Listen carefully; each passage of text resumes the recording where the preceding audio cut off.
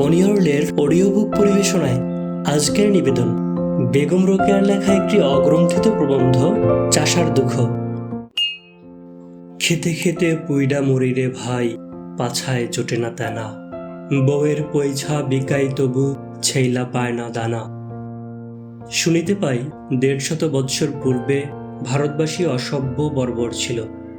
এই ১৫০ বৎসর হইতে আমরা ক্রমশ সভ্য হইতে সভ্যোত্তর হইয়াছি। শিক্ষায়, সম্পদে আমরা পৃথিবীর অন্যান্য দেশ ও জাতির সমকক্ষ হইতে চলিয়াছি। এখন আমাদের সভ্যতা ও ঐশ্বর্য রাখিবার স্থান নাই। সত্যই তো, এই যে অব্রভেদী ৫ তলা পাকা বাড়ি, railway, tramway, steamer, aeroplane, motor lorry, telephone, telegraph, post office, চিঠিপত্রের সুনিয়মিত ডেলিভারি, এখানে পাটকল সেখানে চটকল, অট্টলিকার চূড়ায় বড় বড় ঘড়ি, সামান্য অসুখ হইলে ৮-১০ জন ডাক্তার টেপে নাড়ি, চিকিৎসা, ঔষধ, অপারেশন, ইনজেকশন, ব্যবস্থাপত্রের ছড়াছড়ি, থিয়েটার, বায়োস্কোপ, ঘোড়াদৌড়, জনতার হুড়োহুড়ি, লেমলেন, জিঞ্জারেন্ট, বরফের গাড়ি, ইলেকট্রিক লাইট, ফ্যান, অনারেবল গড়াগড়ি, বৈজ্ঞানিক প্রক্রিয়ার খাদ্যদ্রব্যে ভেজালের বাড়াবাড়ি। এসব কি সভ্যতার নিদর্শন নহে? নিশ্চয়ই। যে বলে নহে সে ডাহানি মুখারাম। কিন্তু ইহার অপর পৃষ্ঠাও আছে। কেবল কলিকাতাটুকু আমাদের গোটা ভারতবর্ষ নহে, এবং মুষ্টিমেয় সৌভাগ্যশালী ধনাঢ্য ব্যক্তি সমস্ত ভারতের অধিবাসী নহে। অদ্য আমাদের আলোচ্য বিষয় চাষার দারিদ্র্য। চাষাই সমাজের মেরুদণ্ড। তবে আমার ধান ভানিতে শিবের গান কেন? অবশ্যই ইহার কারণ আছে। আমি যদি প্রথমেই পল্লীবাসী কৃষকের দুঃখ দুর্দশার কান্নাকারিতে বসিতাম, তবে কেহ চট করিয়া আমার চোখে আঙ্গুল দিয়া দেখাইতো আমাদের মোটর কার আছে, গ্রামোফোন আছে ইত্যাদি। ভালোর ভাগ ছাড়িয়া কেবল মন্দের দিকটা দেখা কেন? সেজন্য ভালোর দিকটা আগে দেখাইলাম। এখন মন্দের দিক দেখা যাও।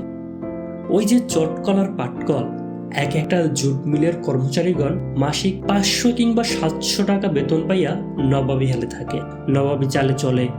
কিন্তু সে জুট বা পাট যাহারা উৎপাদন করে, তাহাদের অবস্থা এই যে পাছায় জোটে না তেনা। ইহার ভাবিবার বিষয় নহে কি? আল্লাহ তাআলা এত অবিচার কিরূপে সহ্য করিতেছেন? সমগ্র ভারতের বিষয় ছাড়িয়া কেবল বঙ্গদেশের আলোচনা করিলেই যথেষ্ট হইবে।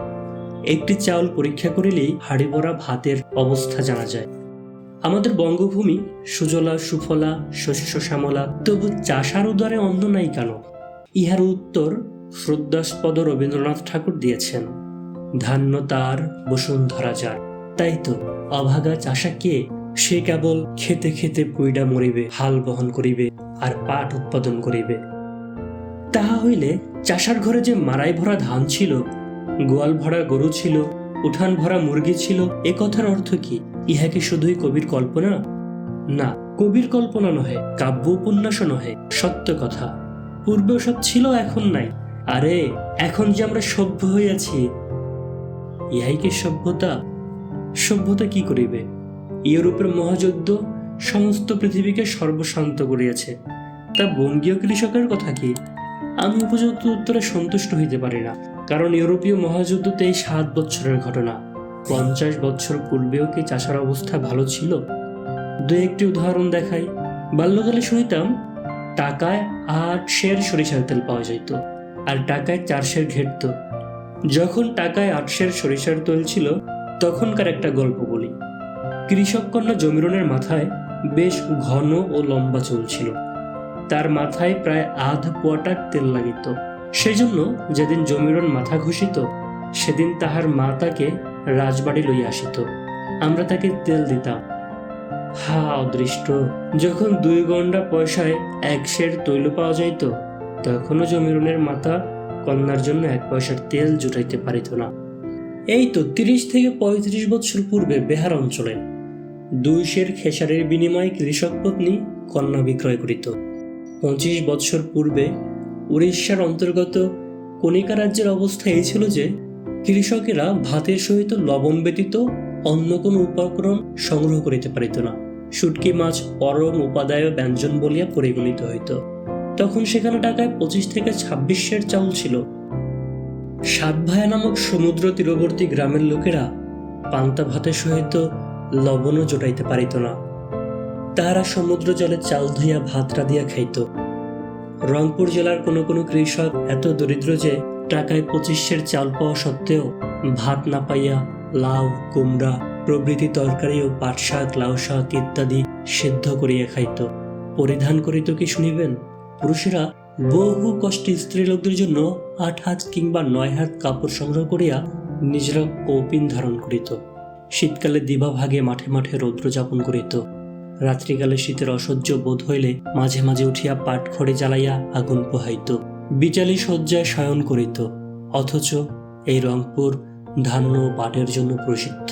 সুতরাং দেখা যায় ইউরোপীয় মহাযুদ্ধের সহিত চাষার দরিদ্রের সম্পর্ক অতি অল্পই।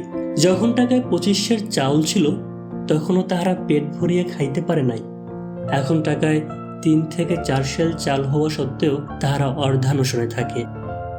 কবির ভাষায় এ কঠোর মোহিতে চাষা এসেছে শুধু সহিতে, আর মরমের ব্যথা লুকায়ে মরমে জঠর অনলে দহিতে। 25-30 বছর পূর্বের চিত্রতে তবে মারাই ভরা ধান ছিল, গোয়াল ভরা গরু ছিল, ঢাকা মুসলিম কাপড় ছিল ইত্যাদি। কোন সময়ের অবস্থা? মনে হয় অত্যন্ত শতাধিক বছর পূর্বের অবস্থা, যখন কৃষক রমণী স্বহস্তের চরকায় সুতা কাটিয়া বাড়ি শুদ্ধ সকলের জন্য কাপড় প্রস্তুত করিত। আসাম এবং রংপুর জেলায় এক প্রকার রেশম হয়, স্থানীয় ভাষায় তাহাকে এন্ডি বলে। এন্ডি রেশমের পোকা প্রতিপালন ও তাহার গুটি হইতে সুতা কাটা অতি সহজ সাধ্য কার্য। এই শিল্প তদ্দেশবাসিনী রমণীদের একচটিয়া ছিল।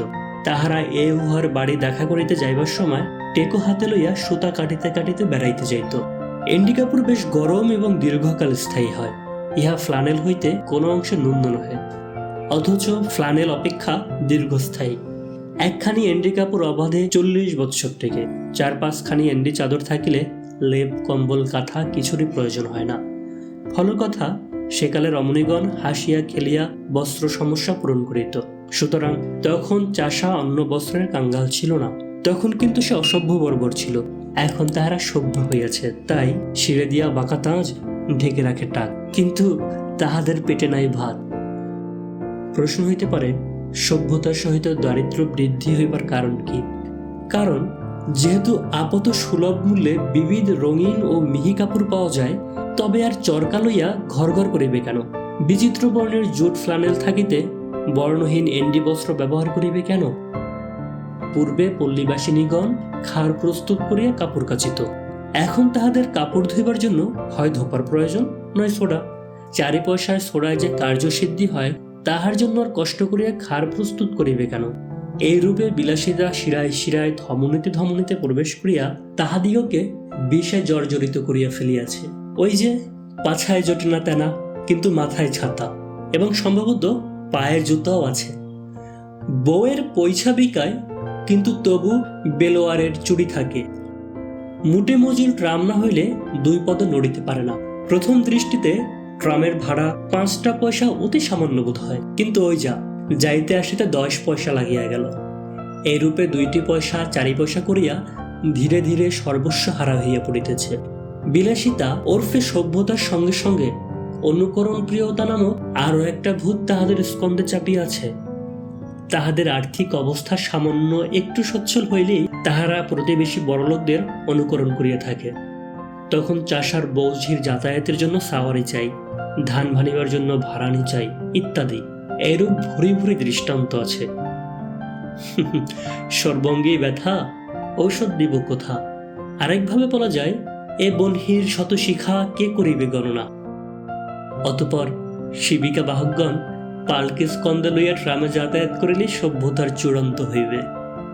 আবার মজা দেখুন, আমরা তো সুসভ্য হইয়া এন্ডি কাপড় পরিত্যাগ করিয়াছি, কিন্তু এই এন্ডি কাপড়ই আসাম সিল্ক নামে অভিহিত হইয়া কোট, প্যান্ট, স্কার্ট রূপে ইউরোপীয় নরনারীদের বরঙ্গে শোভা পাইতে লাগিল।